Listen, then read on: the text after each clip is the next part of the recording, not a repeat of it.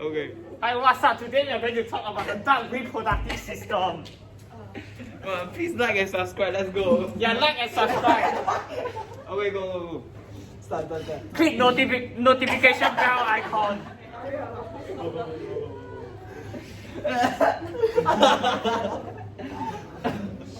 Okay, the duck reproductive system.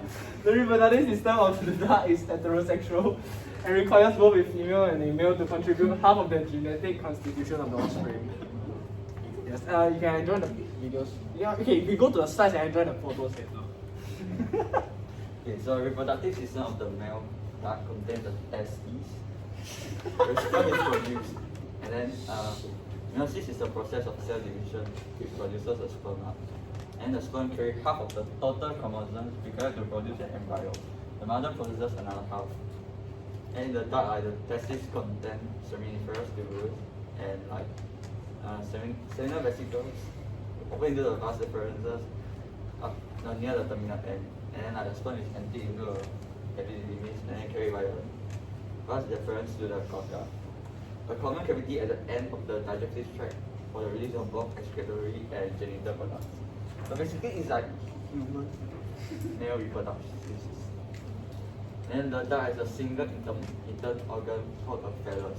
The phallus or penis is responsible for directing sperm into the cocca of the female from the cocca region of the male. And male duck is a penis that is normally housed inside out within a sac in its body. And it's unique in that they feature a corkscrew design and the ridges and backward pointing spines. And duck penises also prevent sperms from being washed away in the water.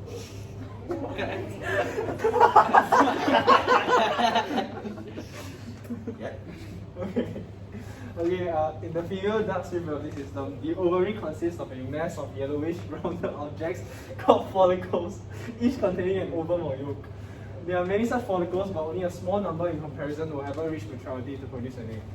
The oviduct is to produce the albumen, shell membranes, and the shell around the yolk to complete the egg.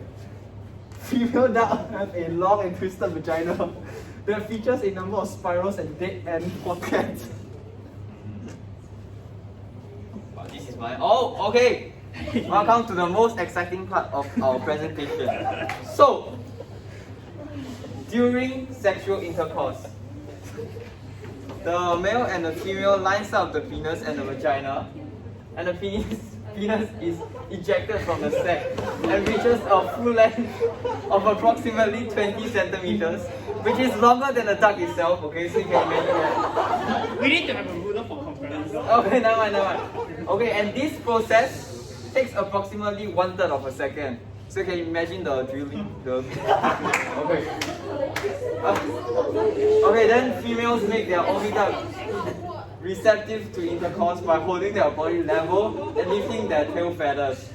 Relaxing and contracting the walls of the genital tract also helps the duck reach full penetration once within the oviduct. So after the sperm is released, it travels from the oviduct to the ovary where there is the ovum. And after fertilization, the ovum takes 10 days to grow and reach maturity. The female ducks can store sperm for at least 2 weeks, and sometimes even longer depending on the duck and its breed. Yeah. Yes. Okay. So, as to how the female take care of the young, right? So the female duck puts the leaves and grasses together to form a nest for its eggs. And after laying the eggs, the female duck hides to clutch the eggs to keep it safe from predators. And the female duck also helps to teach the younglings to swim and survive in the wild, while the male does nothing.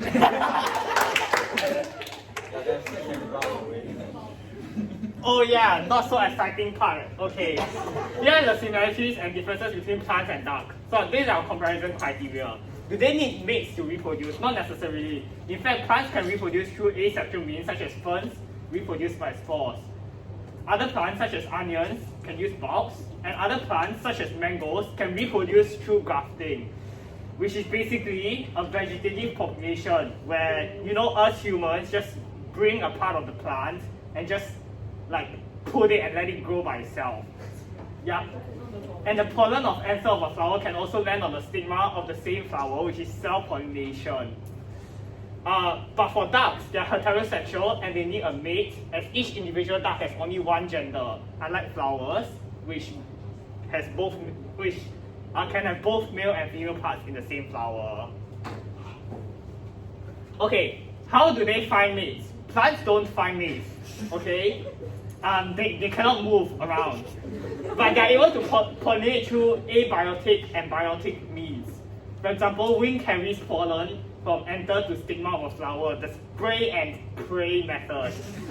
Butterflies can help pollinate flowers when pollen grains are carried from butterflies to stigma of another flower.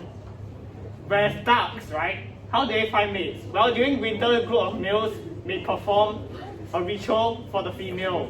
And the female chooses the best drake to mate with, and they do change mating partners, so not loyal. Do they have specific organs for reproduction? Yes, all plants should have specific organs for reproduction, even if they do not have flowers. I'll give an example, right? Let's say moths, okay? Moths, they have gametophytes, right? After reproduction, right? After fertilization, it grows a sporophyte, which disperses the spores by producing the spores. So yes, they do help with that. The male has a penis and the female has a vagina. How do they attract mates? So I just took the picture of the raffles here because I like it. I don't need help. Plants don't attract mates. However, they do attract pollinators through means such as color and scent. So for example, the raffles attract flies to help pollinate their plants. I think it's a parasitic plant though, but anyway. But ducks, right, to attract their mates, actually do knot swimming to show that they are ready to mate. Getting turned on. Yeah, wow! Okay, like and subscribe! Like and subscribe for more stimulating videos. Yeah.